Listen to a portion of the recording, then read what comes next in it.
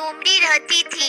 उसके जंगल में ही रहने वाली एक खूबसूरत हिरन से दोस्ती थी।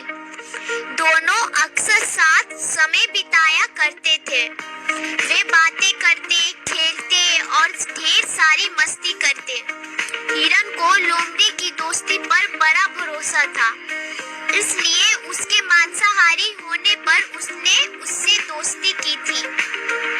जंगल के अन्य जानवर उसे लोमड़ी से दूर रहने की सलाह देते, लेकिन उसे भरोसा था कि दोस्ती की खातिर लोमड़ी उसे कभी नुकसान नहीं पहुंचाएगी।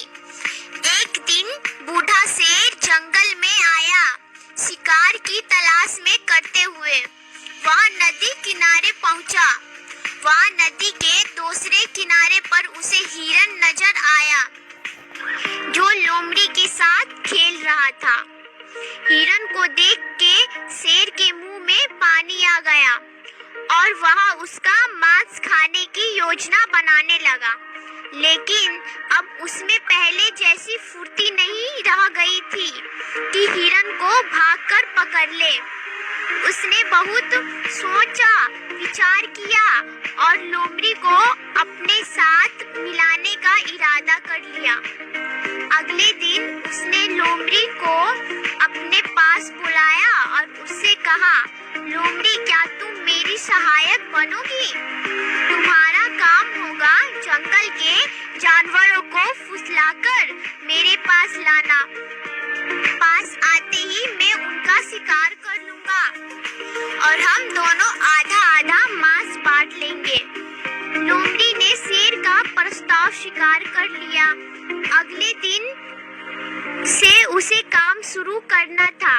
रात भर वह सोचती रही कि सबसे पहले किस जानवर को फुसलाकर शेर के पास ले जाऊं। किसी भी जानवर को फुसलाना आसान नहीं था। वैसे भी जंगल के जानवर उसे धूर्त समझते थे। उसने सोचा, क्यों ना हिरन से ही शुरुआत की जाए। उसे फुसलाना आसान है। अगले दिन वह हिरन के पास गई और उसे फुसलाकर शेर की गुफा में ले आई। शेर ने झपट्टा मारकर उसका पूरा मांस खा लिया। लोमड़ी खड़ी देखती रह गई। बाद में उसने शेर से शिकायत की, तुमने वादा किया था कि आधा मांस तुम मुझे दोगे, लेकिन तुम पूरा मांस खा गए।